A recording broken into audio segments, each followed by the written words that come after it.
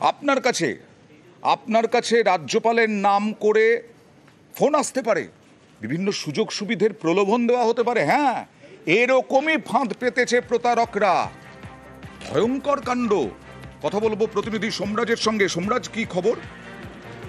দেখো, রাজ্যপাল এবং রাজ্যপালের অফিসের নাম করে ফোন করে বিভিন্ন সময় প্রতারণা করা হচ্ছে। শুধু তাই নয়, বিভিন্ন সোশ্যাল সাইটে এরকম কিছু মেসেজ লেখা হচ্ছে যেটা প্রতারণার মতো বলে মনে করছে রাজভবন। এবং সেই কারণেই রাজভবনের তরফে সতর্ক করা হয়েছে এবং বলা হয়েছে যে রাজভবনের নাম করে বা রাজ্যপালের নাম করে যদি কেউ আর্থিক সুবিধা নেওয়ার চেষ্টা করেন বা যদি কেউ কোন রকম সুবিধা দেওয়ার চেষ্টা করেন তাহলে সেটা নেবেন না, কারণ রাজভবন বা রাজ্যপালের নাম করে এরকম কেউ ফোন করেন না।